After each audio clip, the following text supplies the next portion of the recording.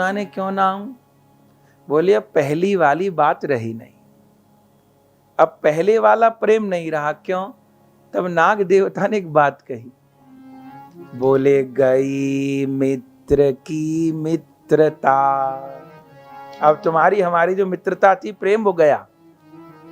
गई मित्र की मित्रता और गया कथा को भाव। कथा का भाव चला गया। क्यों? कि तो ही न बेटा भूलही, अमोही न पूछ को घाव।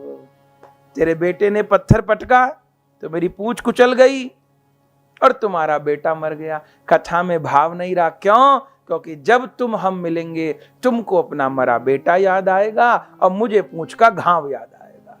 प्रेम बनेगा नहीं, अब कथा नहीं हो पाए। तब हाथ मलते हुए पंडित जी लौट आए। ये प्रसंग क्यों सुनाया?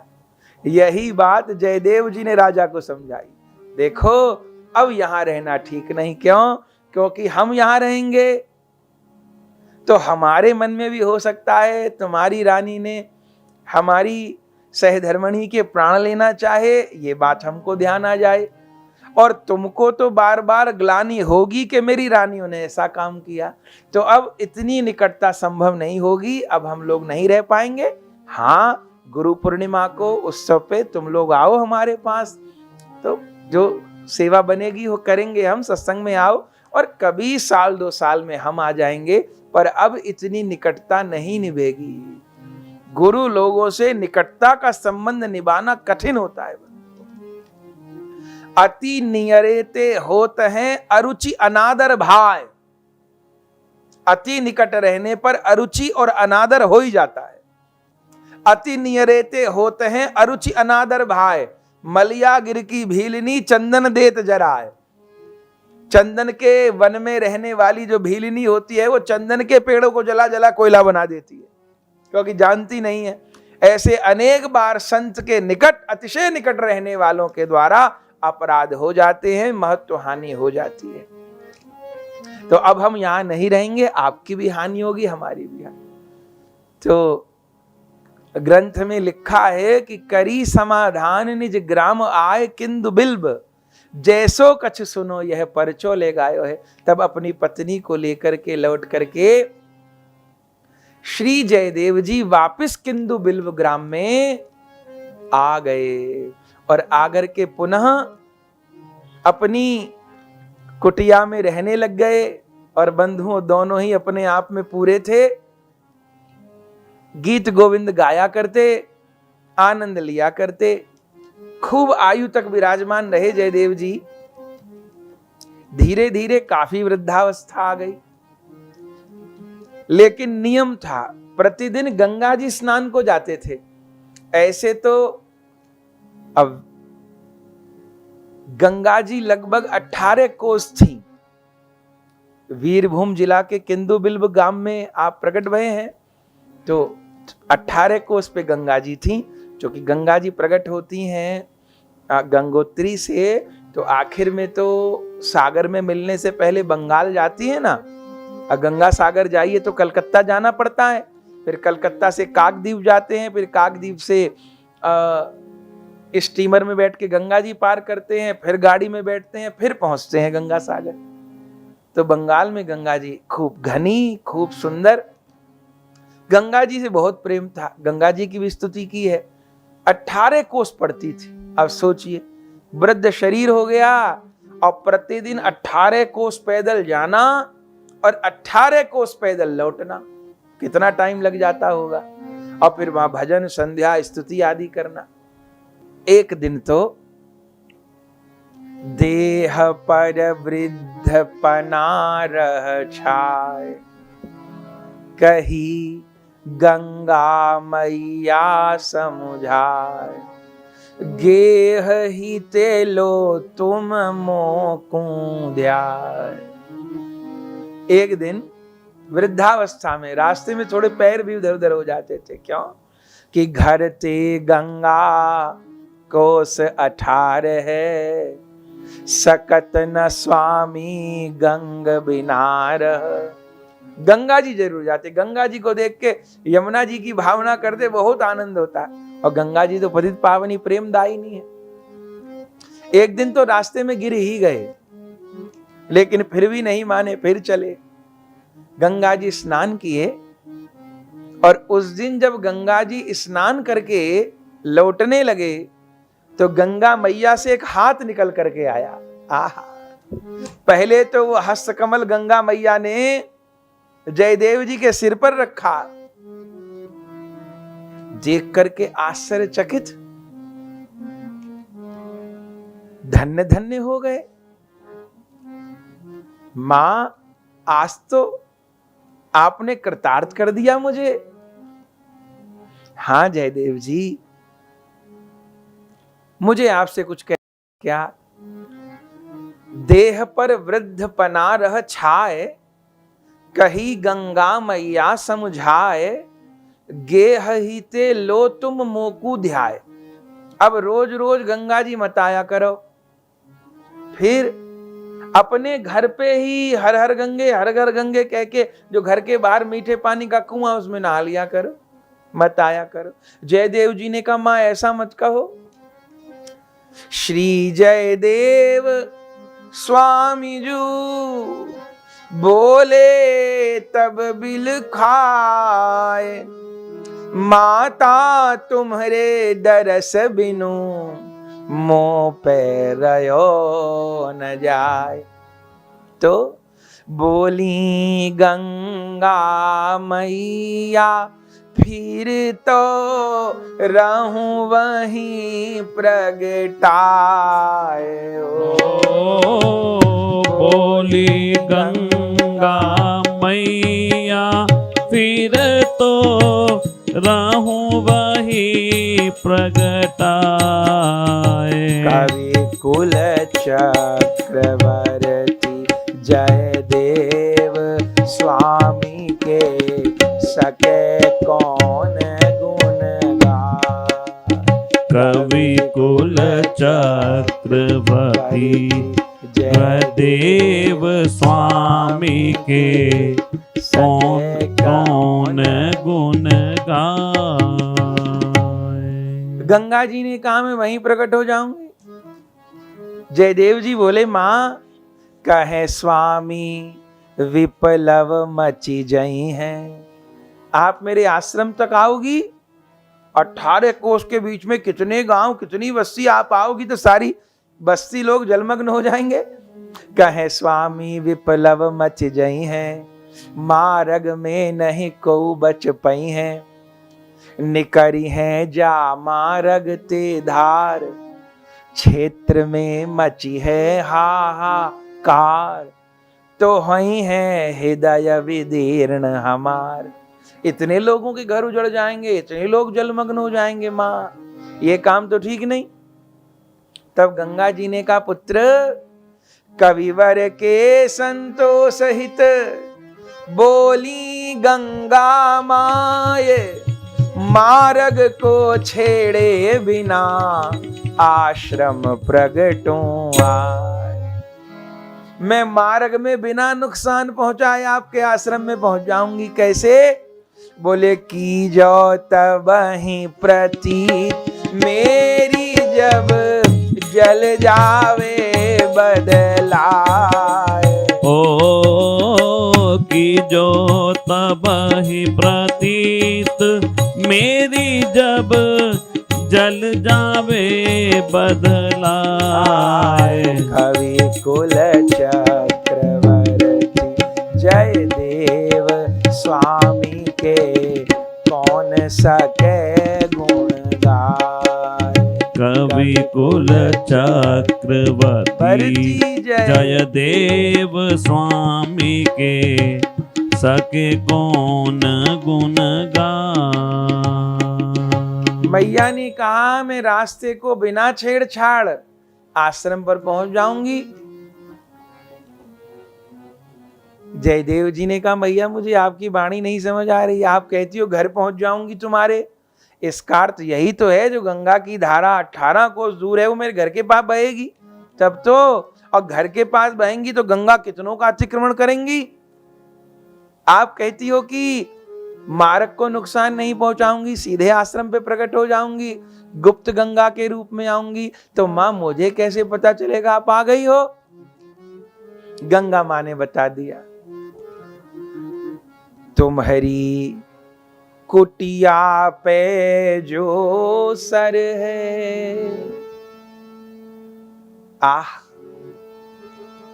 तुम्हारी कुटिया पे जो सर है, सर कहते हैं सरोवर को, अल्प पुरानो जल हरियर है, खूब पुराना जल है ना। हाँ, तुम कल सवेरे उस सरोवर पे जाना, वो तो बिल्कुल मेरे घर के निकट है मां। हाँ, वहीं जाना। क्या होगा? लखो कल जब ही जग के प्रभात, मिलो जल भर्यो धवल लहरात, खिले होंगे असंख्य जल जात। कल जब आप उस सरोवर में नहाने जाओगे, उसका कैसा जल है जानते हो ना? हाँ, हरी हरी काई लगी है। हम लोग तो कुएं का जल प्रयोग करते हैं माँ, सरोवर पुराना हो गया, काई लगी है, हरा हरा जल है। ठीक, कल उस सरोवर पे जाना, बैठे रहना, मैं उस सरोवर में आऊंगी, प्रकट हो जाऊंगी। माँ मुझे कैसे पता चलेगा? अचानक उस सरोवर के बीच में फुहारा चलेगा और उस सरोवर में असंख्य नील पीत कमल खिल जाएंगे। जब उस सरोवर के जल में फुहारा चल जाए, जब उस सरोवर में कमल खिल जाए, जब उस सरोवर के जल का रंग धवल हो जाए, गंगा जल की तरह मीठा सुस्वादु हो जाए, तब आप जान लेना। आहा, बंधुओं, जैसा गंगा मैया ने कहा, बलिहार बलिहार बलिहार। जयदेव जी लौटे आए और अगले दिन सवेरे जब सरोवर तट पे पहुंचे, देखन में सरवर लगे, वास्तव में हो गंग, रंचक हूं अंतर नहीं, स्वाद रूप अरू रंग। जो देखे गंगा जी में कमल खिले, बलिहार बलिहार। अरे जय देवी गंगा कहलाए, उपस्थित रहू सदाए। बावरे हो गए जयदेव जी, तो गंगा जी का कीर्तन करने लगे। जय गंगा जय गंगा गंगा, जय गंगा जय गंगा गंगा, जय गंगा जय जय गंगा, जय गंगा जय जय गंगा। भजिए वृंदावन चंदा, भजिए वृंदावन चंदा, भजिए राधा गोविंदा, भजिए राधा गोविंदा। जय गंगा जय गंगा गंगा, जय गंगा जय जय गंगा, भजिए वृंदावन चंदा, भजिए वृंदावन चंदा। बंधुओं, जयदेव जी ने स्तुति की है, माँ गंगा का पूजन किया है, आचमन किया है, पर बलिहार बलिहार। जापे कृपा राम की होई, तापे कृपा करें सब कोई। राधा माधव अनुकूल तो गंगा जी अनुकूल नहीं होंगी क्या? गंगा जी पास सरोवर में प्रकट हो। और बंधुओं, जयदेव के जी के लिए गंगा जी प्रकट हो गई। अब जो आए सरोवर को देख के अचंबा, गंगा जल जैसा रूप, गंगा जल जैसा रंग, गंगा जल जैसी मिठास, कमल दिव्य गंध फैल गई। घटना घटी वचन अनुसारी, हल्ला मचो क्षेत्र में भारी, लखो आश्रम पे प्रगटी गंग, हिलोरत निर्मल धवल तरंग, किए स्नान पाप होए भंग। बंधुओं, जय जयकार हो गई। श्री स्वामी जयदेव जू अरु पद्मावती मात, श्री गंगा की कृपा लखी फूले नहीं समात, भारी भीड़ भई भक्तन की जय जय रहे मचाए। सारे नगर गांव के लोग इकट्ठे हो गए, अरे हम भी सब यहीं स्नान करेंगे, सब गंगा जी का पूजन किए। बंधु आश्चर्य आपको होगा, हमने दर्शन किया है किंदु बिल्व ग्राम का, आज भी वहां जयदेव जी की पुष्प समाधि है और आज भी वो सरोवर है, उसको लोग कहते हैं जय देई गंगा।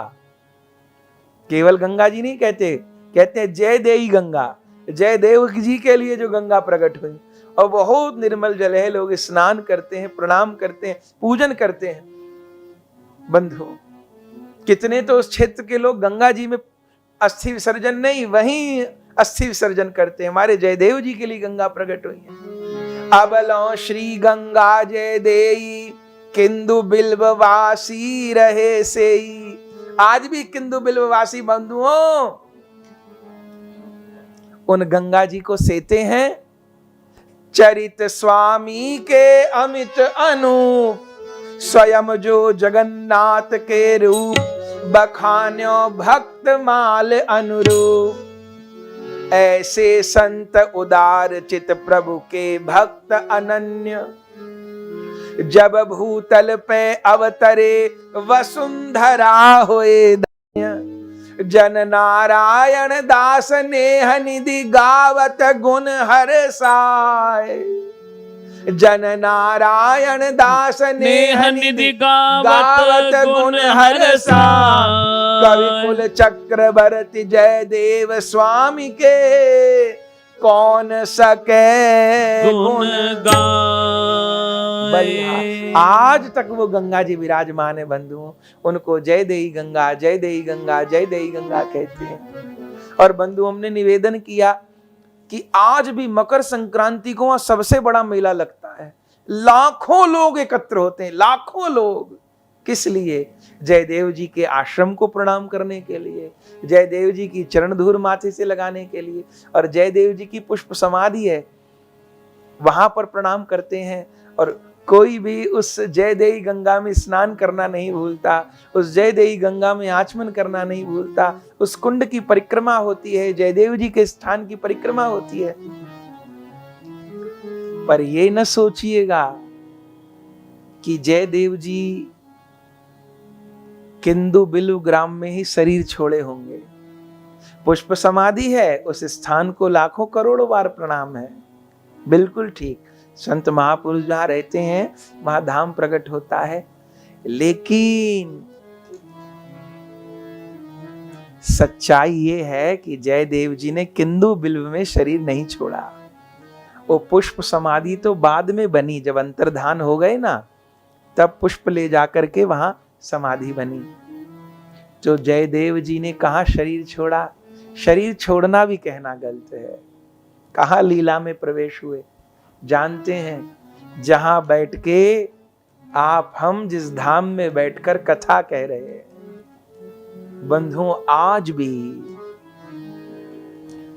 केशी घाट के निकट, राधा गोकुलानंद जी से केशी घाट की ओर जाइए तो आपने ध्यान दिया हो, मदन मोहन जी जैसा ऊंचा मंदिर है। जो मदन मोहन जी बिहारी जी के पीछे है ना, सनातन गोस्वामी जी की समाधि है, बिना बुर्जी का मंदिर है, औरंगजेब ने तोड़ा। उसी बुर्जी का, उसी तरीके का मंदिर एक आप गोकुलानंद जी से केशी घाट की ओर जाइए तो है, खंडर जैसा है। अब कोई सेवा आदि नहीं होती है।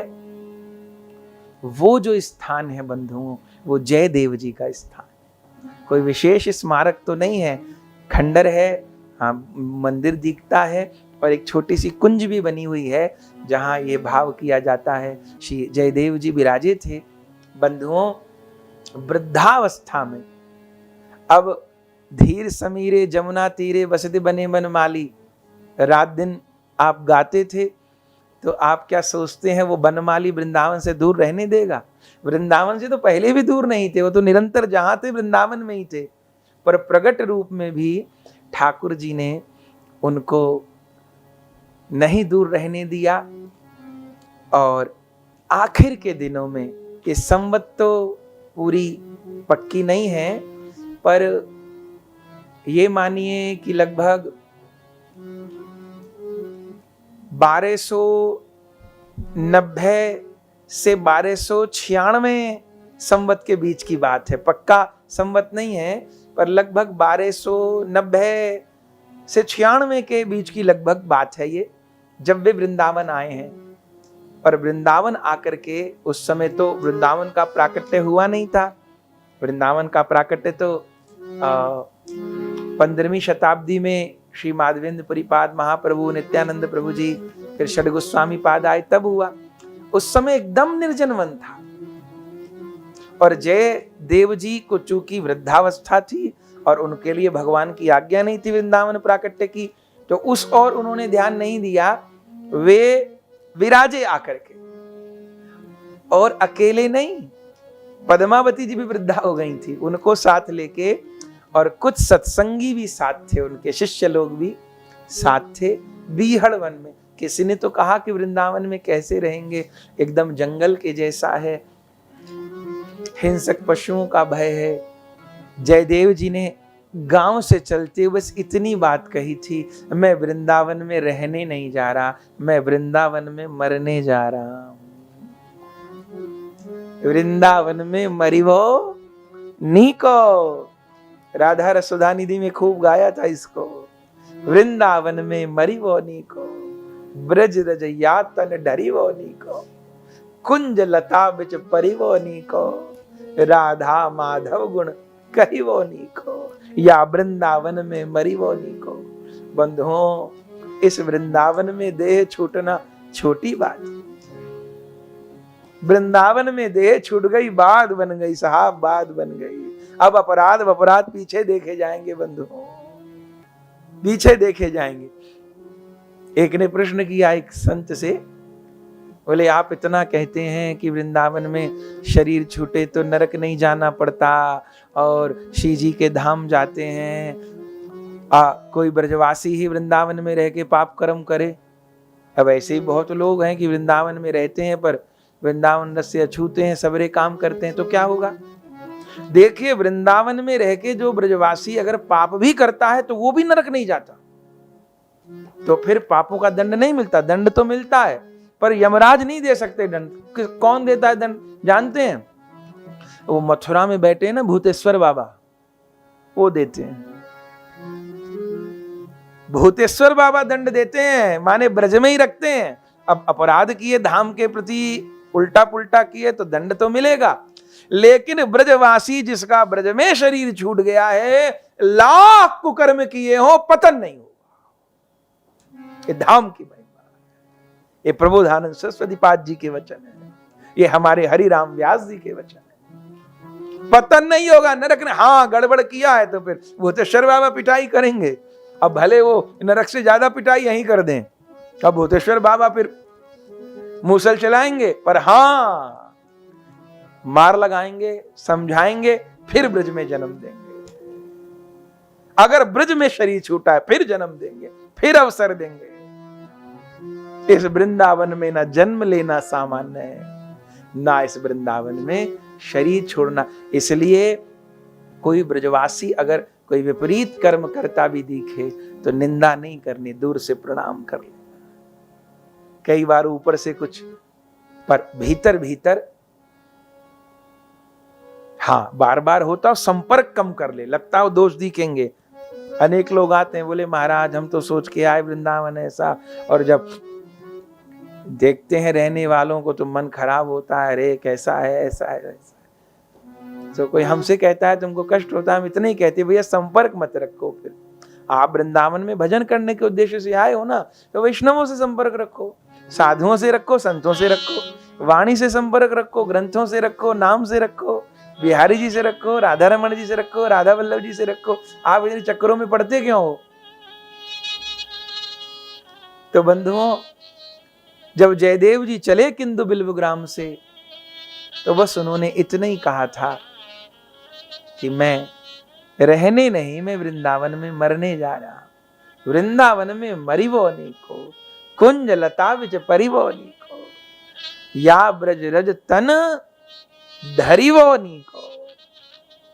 आ गए थे, आप उसका दर्शन भी स्थान का कर पा रहे हैं, वहीं पर रहे उस कुंज में।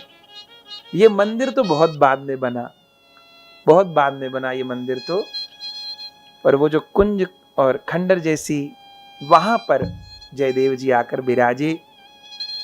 कितने बरस रहे ये भी अनुमान नहीं है।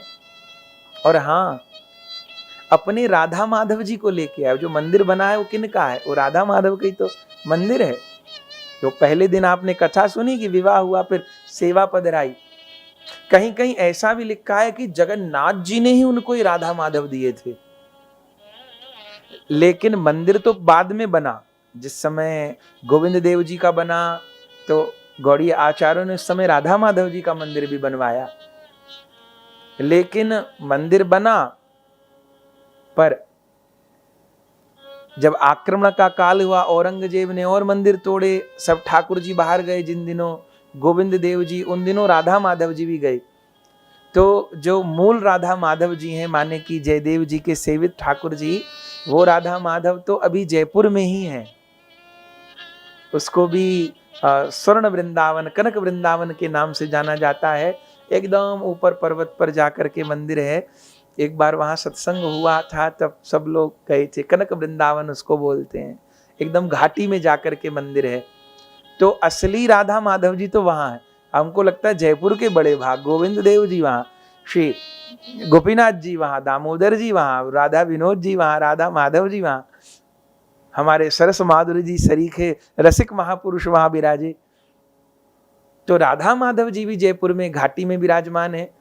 फिर बाद में मंदिर रह गया, लेकिन बाद में फिर जो प्रतिनिधि विग्रह, जैसे गोविंद जी के प्रतिनिधि विग्रह विराजमान है, ऐसे ही फिर पीछे प्रतिनिधि विग्रह विराजमान हुए। तो वृंदावन में 2 जगह श्री राधा माधव जी के विग्रह विराजमान है।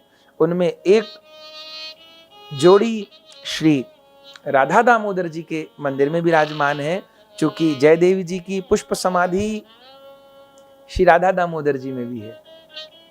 एक पुष्प समाधि किंदु बिल्व ग्राम में है, पर वृंदावन में जो आप अंतर ध्यान हुए अभी हम लोग सुनेंगे, तो एक पुष्प समाधि पद्मावती जी की भी साथ में श्री राधा दामोदर जी के मंदिर में है। जिस समय आप राधा दामोदर जी की परिक्रमा करते हैं तो दाहिने हाथ पर एक समाधि बनी है, आप ध्यान दीजिएगा, वो जयदेव गोस्वामी जी की समाधि है।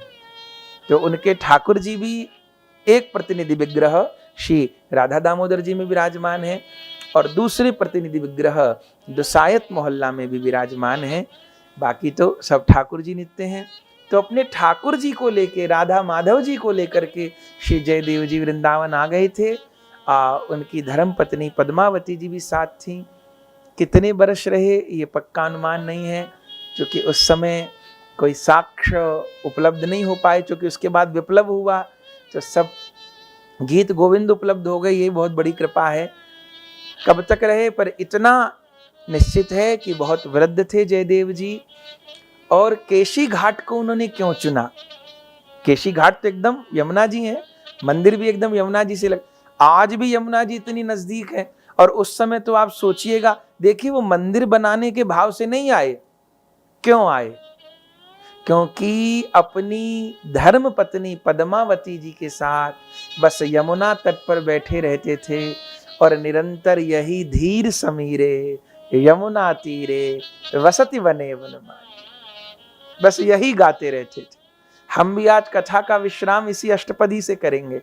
अब तो विश्राम के क्षण आ गए हैं। फिर उसके बाद कोई चरित्र प्राप्त नहीं होता। बस वृंदावन आने के बाद फिर कोई बात नहीं। जयदेव जी ने मिलना जुलना भी बंद कर दिया था। बस अपनी धर्म पत्नी उनकी और जो 2-3 वैष्णव रहे होंगे, वो भी कौन थे ये नहीं पता। फिर जयदेव जी, एक तो वृंदावन में कोई वैसे भी नहीं था, पर राजा भी उनका भक्त था। उन्होंने ये बिल्कुल निश्चित कर दिया, कोई मेरे पास नहीं आएगा, कोई मुझे सुविधा नहीं पहुंचाई जाएंगी। ये भी अनुमान करना कठिन है कि रहते कैसे थे, क्योंकि कोई उस समय तो कोई सुविधा नहीं थे, साधन नहीं थे। भोजन तक की व्यवस्था नहीं थी, कंदमूल फल खा के रहते थे कि जमुना जल पी के रहते थे, पता नहीं, अनुमान से ही कहा जा रहा है, पर यह निश्चित है कि वह यमुना तट पर पड़े रहते थे और गीत गोविंद का पाठ हर समय करते। अरे वृंदावन की लीला ही तो लिखी है ना, तो लीला वृंदावन नहीं पहुंचाएगी क्या? बस वृंदावन में केशी घाट पर। और देखिए इससे ये भी संकेत मिलता है, राधा रमण जी के एकदम निकट, उनके छप्पे में भी श्री नाभा गोस्वामी जी लिखा कि राधा रमण प्रसन्न सुनन निश्चय तहां आवे। ये छप्पे की पंक्ति है ना, राधा रमण प्रसन्न सुनन निश्चय तहां आवे। राधा रमण लाल गीत गोविंद सुनने अवश्य आते हैं। तो वैसे तो राधा रमण लाल जी का प्राकट्य बहुत बाद का है और जयदेव जी पहले के हैं, पर भैया भगवान की लीला तो नित्य है। हमको लगता है कि जयदेव जी को पता था कि इस पास में केशी घाट की कुंज में कुछ बरस बाद राधा रमण लाल प्रकट होंगे, गोपाल भट्ट जी आएंगे, रूप सनातन जी वृंदावन का प्रकाश करेंगे। और जिन राधा रमण जी की एक ये भी भाव है कि भावना में जिन राधा रमण जी का जयदेव स्वामी जी अनुभव करते थे, वही राधा रमण जी गोपाल भट्ट जी के द्वारा प्रकट हुए। इसलिए उनके भावना के ठाकुर जी को राधा रमण कहा गया। राधा माधव भी नाम है और राधा रमण भी नाम है। राधा रमण प्रसन्न सुनन निश्चय तहां आवे। तो इसलिए राधा रमण जी की पूर्व विहार काल भूमि, विहार से पूर्व की भूमि को भक्तमाल में सुनते हैं ना कि भोले बाबा जा रहे थे, एक जगह प्रणाम किए। पार्वती जी ने कहा क्यों कर रहे हो? बोले 10,000 साल पहले भक्त हुए थे इसलिए। दूसरी जगह गए फिर प्रणाम किए। पार्वती जी ने कहा आप क्यों कर रहे हो? बोले 10,000 साल बाद भक्त होंगे। तो भैया जब भोले बाबा को पता है कि 10,000 साल बाद यहाँ भक्त प्रकट होंगे, तो क्या जयदेव जी को नहीं पता था कि केशी घाट के निकट कभी राधा रमण प्रकट होंगे, कभी गोपाल भट्ट प्रकट होंगे, कभी कोई रूप सनातन गोस्वामी जी आके वृंदावन का प्रकाश करेंगे? तो ये बड़ी आह्लादकारी बात है कि जयदेव जी की शरीर छोड़ने के बाद जो समाधि दी गई वह भी राधा दामोदर मंदिर में। अब उस समय कोई राधा दामोदर मंदिर थोड़े थे, लेकिन भाव रूप में समाधि वहां राधा दामोदर जी मंदिर बना। और श्री जयदेव जी विराजमान वहां हुए जहां कुछ सैकड़ों वर्ष बाद, 200, 250, 300 वर्ष बाद राधा रमण लाल प्रकट हुए। तो ये भी कोई संयोग आकस्मिक नहीं है, ये भी सब बंसी वाले के ही सूत्र बनाए हुए हैं। ऐसी हमारी भावना है, क्योंकि सूत्र में सूत्र जुड़ता जा रहा है। बस केशी घाट पर पड़े रहते थे और निरंतर इसी अष्टपदी को गाते रहते थे। और अभी सुना ना आपने कि मिलायो सुर प्राण फिर आए हैं। स्वर कौन देती थी साथ में? किसी दोहार की करने वाले की जरूरत नहीं, संगत करने वाले की जरूरत नहीं। संगत कौन देती थी? स्वयं उनकी सहधर्मिणी श्री पद्मावती मां। आहा, जिस दिन शरीर छूटना था और इस धीर समीरे यमुना तीरे वसती वनी वनमाली का भाव कल निवेदन कर चुके हैं, इसलिए अब विश्राम करना है, दोबारा निवेदन नहीं। सखी श्री जी को श्याम सुंदर के रूप सौंदर्य का वर्णन कर रही है, ठीक, इस पद में। और श्री जी को अभिसार के लिए, अभिसार माने मिलन के लिए प्रेरित कर रही है कि प्रिया जी पधारिये धीर समीर पर, पधारिये रास स्थली पर, पधारिये यमुना पुलिन पर। प्रियतम रास कर रहे हैं, वेणु बजा के आपका नाम पुकार रहे हैं, आपकी प्रतीक्षा कर रहे हैं, चलिए।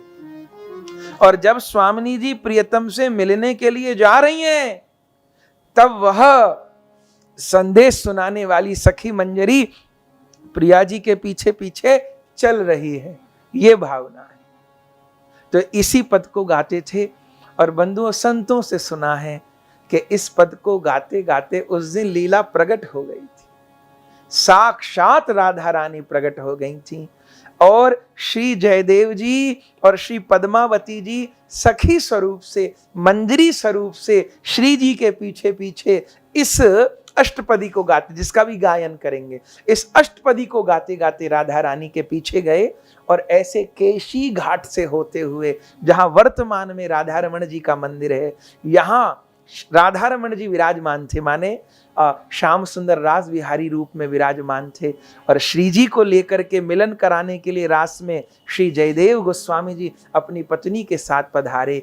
इधर तो श्री जी का, इधर तो राधा और राधा रमण का मिलन हुआ, और इधर जयदेव पद्मावती जी ने शरीर का त्याग किया। बलिहार। अब इस ग्रंथ को क्या आप कोई ग्रंथ कह देंगे, कोई पुस्तक, कोई गीत कह देंगे क्या? नहीं नहीं, ये तो प्रिया प्रियतम से मिलने का साधन। पर सावधान, हृदय निर्मल हो जाए, लीला में दोष दिखना बंद होए, तभी गुरु आज्ञा से इस ग्रंथ का पाठ करना चाहिए। तो अब सागर में सरिता समाने की तैयारी है। अनेक दिन वास किया जयदेव जी श्री पद्मावती जी ने, और एक दिन उनको निश्चय तो पहले हो गया कि आज शरीर छूटने का दिन है। उस दिन यह अष्टपदी गानी प्रारंभ की। इसी अष्टपदी को गाकर श्री जयदेव गोस्वामी जी के चरित्र को विश्राम देंगे। यही उनके लिए सबसे बड़ी श्रद्धांजलि होगी, यही उनके लिए सबसे बड़ी भेंट होगी। उन्हीं की वाणी उन्हीं को सुना दें। उनके जैसा तो नहीं गा पाएंगे, उनके जैसे तो वही है। जैसे गीत गोविंद जैसा गीत गोविंद है, ऐसे जयदेव पद्मावती जैसे वही हैं। पर ठीक है, जैसे एक बच्चा अपने माँ बाप से सुन करके तोतली भाषा में उन्हीं को उनकी सुनी बात सुनाने लगता है, ऐसा सोच लीजिए जयदेव जी के गीत को उनकी प्रसन्नता के लिए टूटे फूटे ताल स्वर में सुना रहे हैं। धीर समीरे यमुना तीरे, धीर समीरे यमुना तीरे, वसति वने वन माली, बसती बने वन माली, गोपी पीन पयोधर मर्दन, गोपी पीन पयोधर मर्दन, चंचल कर युगशाली, चंचल कर युगशाली, यमुना धीर समीरे, धीर समीरे यमुना तीरे, रति सुख सारे गतम भी सारे, रति सुख हे प्रिया जी चलो, गतम भी सारे, मदन मनोहर वेशम, मदन मनोहर, बहुत सुंदर रूप बनाए हैं वो। चलो न करुणीतम बीनी गमन विलंबन, न करो देर न करो स्वामी, चलो चलो जल्दी चलो। गमन विलंबन, मनुसर तम हृदयेशम, एहा मनुसर तम हृदयेशम, वसति वने वनमाली, वसति बने बनमाली, नाम समेतम कृत संकेतम, नाम आपका नाम पुकार रहे हैं, सुनिए तो स्वामी। कृत संकेता, वादयते मृदुवेणुं, वादयते मृदुवेणुं,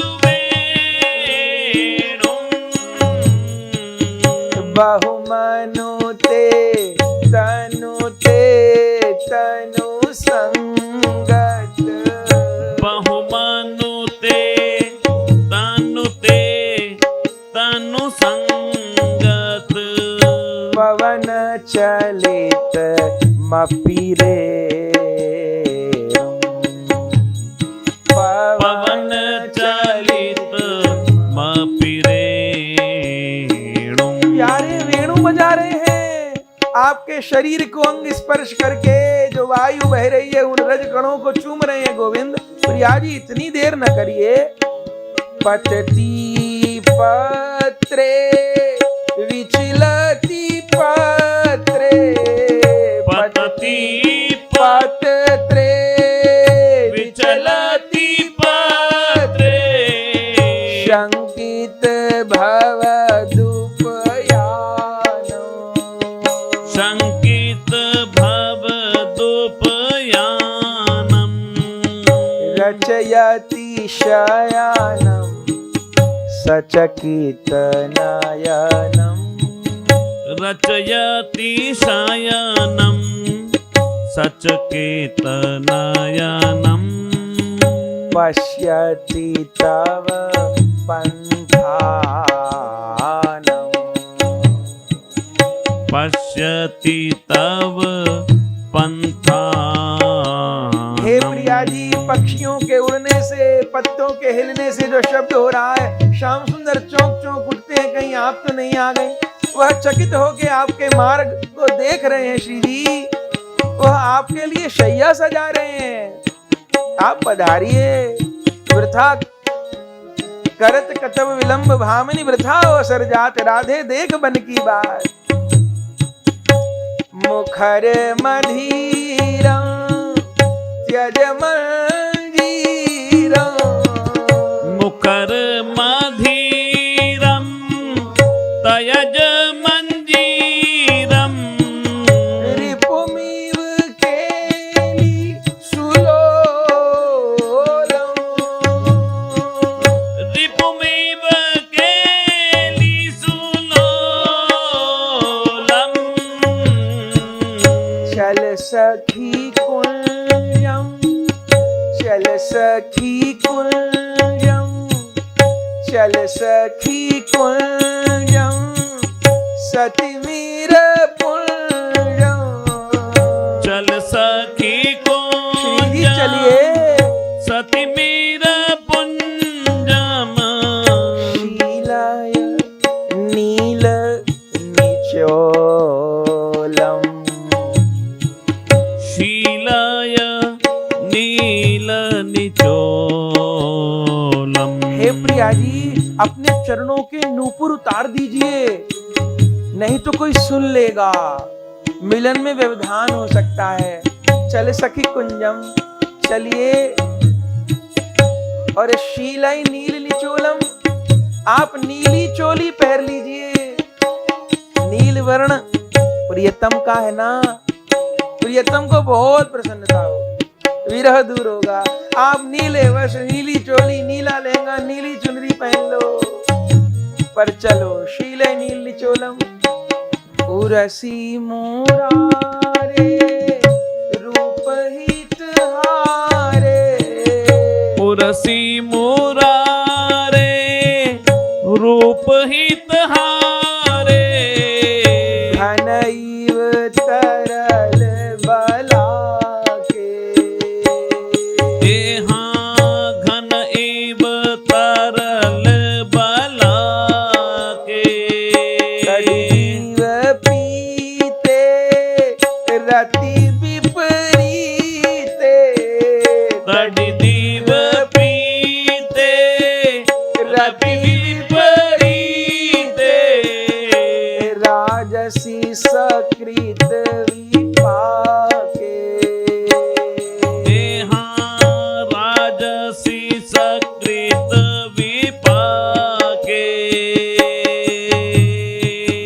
राजसी सकृत विपाके राजसी सकृत विपाके। हे प्रिया जी, आप विपरीत रति के माध्यम से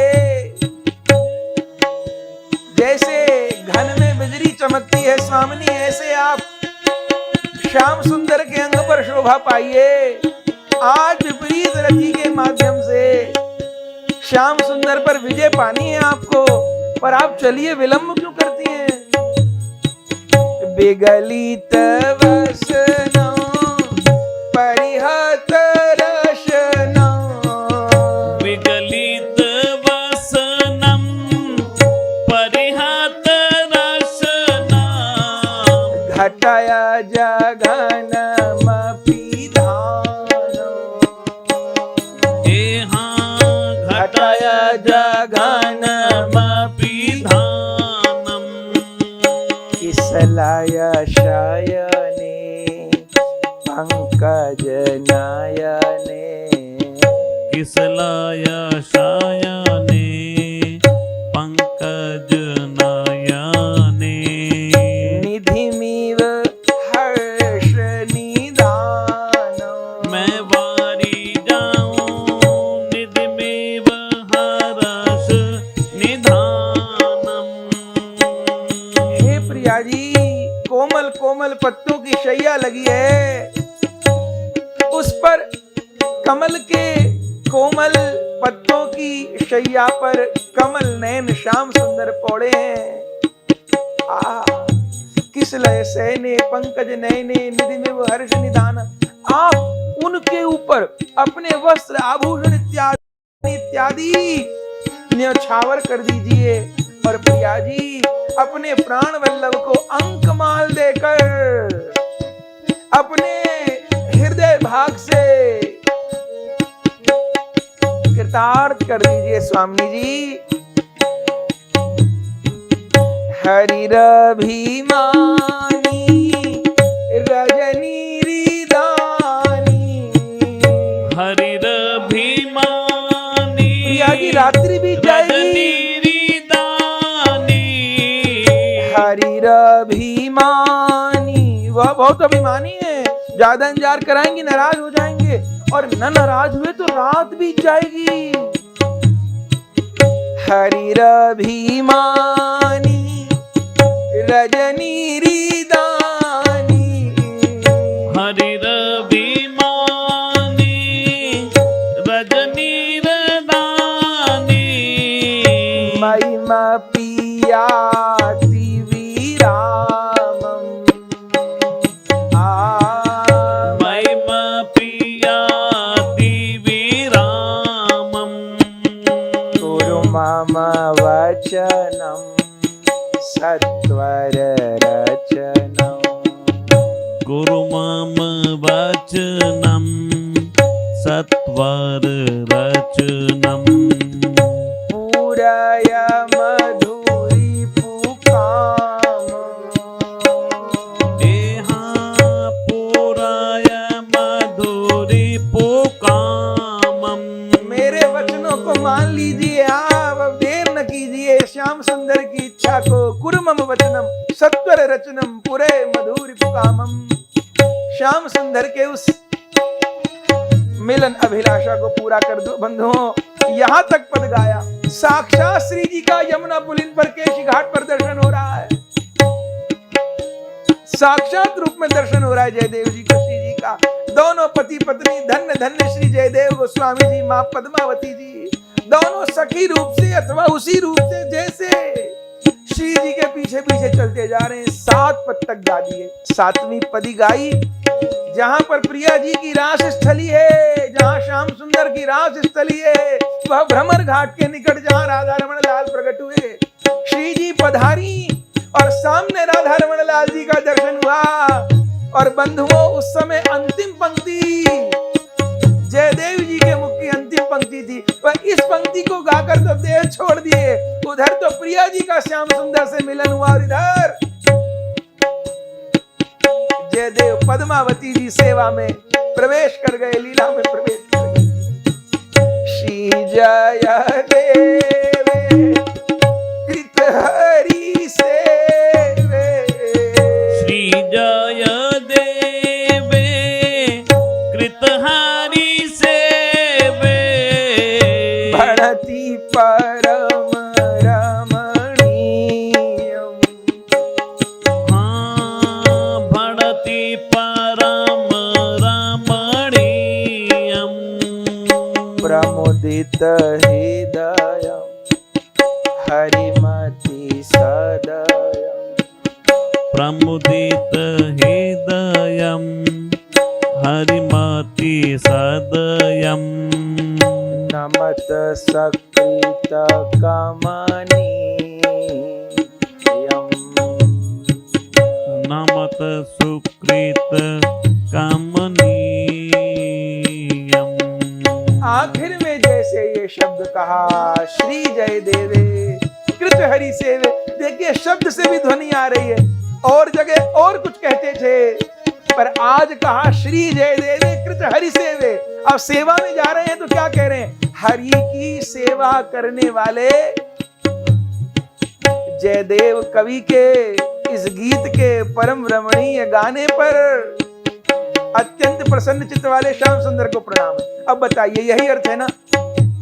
अब बताइए, इतनी देर से पद गा रहे थे, यहां प्रणाम क्यों किया? इस भाव को हमारी कोरी भावना मत मान लीजिएगा, यह कहीं लिखा तो नहीं है, पर बंधुओं प्रमाण भी तो है ना। आप शब्द देखिए, ये आखिर शब्द है जयदेव जी के मुख का। गीत गोविंद बाकी पर जिस पद को गा के लीला में प्रविष्ट हुए, श्री जयदेवे कृत हरि सेवे। हरि की, हरि माने कौन? ह से हरि, र से राधा। राधा हरि की सेवा करने वाले जयदेव, श्री जयदेवे कृत हरि सेवे भणति परम रमणीयम्। इस रमणीय सुंदर पद को गाने पर प्रमुदित हृदयम हरिमति सदयम नमत सुकृत कमनीयम। प्रसन्न चित्त वाले श्याम सुंदर को प्रणाम है। आप बताइए, पद पूरा हुआ, लीला गायन हो रहा है, प्रणाम है, इसका अर्थ क्या है बताइए? सखी रूप से श्री जी को सचेत कर रहे, जागृत कर रहे जाने के लिए। अगर श्री जी हैं अकेले तो श्री जी को प्रणाम कहते हैं ना जयदेव जी। लेकिन इस पंचम सर्ग की अष्टपदी के आखिर में प्रमुदित हृदयम हरिमति सदयम नमत सुकृत कमनीयम, श्याम सुंदर को प्रणाम क्यों? अरे श्री जी को तो प्रारंभ में प्रणाम कर लिए, श्री जी को लेके आए ना, और श्याम सुंदर दिखे तो श्याम सुंदर को प्रणाम होगा ना। इधर तो प्रिया प्रियतम का मिलन हुआ, जोरी को श्री जयदेव जी प्रणाम किए, वहीं प्रिया प्रियतम के चरण कमल में शरीर छोड़ दिए। कोई कोई भक्त कहते हैं जयदेव जी रास विहारी में लीन हो गए और स्वयं पद्मावती जी स्वामिनी में लीन हो गई। रसिक जन कहते हैं नहीं नहीं, दोनों सखी मंजरी स्वरूप से सेवा में पधार गए। जो हो सब भाव मान्य है बंधुओं। पर इस पद को गाते गाते कहीं यमुना पुलिन पर, कहीं केशी घाट पर, कहीं राधा रमण जी की उस प्राकट्य स्थली पर जयदेव जी ने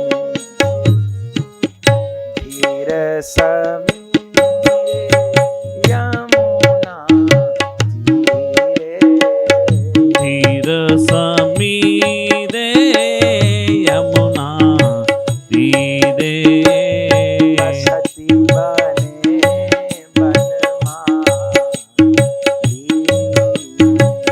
बसती बने बनमाली, अयोनिताई गौरा दे श्याम हरे कृष्ण हरे राम, भजनीताई गौरा दे श्याम हरे कृष्ण हरे राम, ताई गौरा दे श्याम हरे कृष्ण हरे राम। भजनीताई गौरा दे श्याम हरे कृष्ण हरे राम। इस अष्टपदी को गाते गाते अपने प्राणों की भेंट प्रिया प्रियतम के चरणों में चढ़ा दी। आज भी राधा दामोदर जी के मंदिर में भी और श्री किंदु बिल्वग्राम में भी आपके पुष्प संकेत समाधि का दर्शन, आपके सेवित ठाकुर जी राधा माधव का दर्शन, आपकी विहार स्थली का दर्शन हम लोग प्राप्त कर रहे हैं। आज इसी भाव के साथ में कथा को विश्राम देंगे। सोचा था एक दिन में जयदेव जी का चरित्र होगा, फिर सोचे चलो 2 दिन में होगा, लेकिन 3 दिन में भी कितनी कठिनाई से हम विश्राम दे रहे हैं, ये हमारा मन ही जानता है।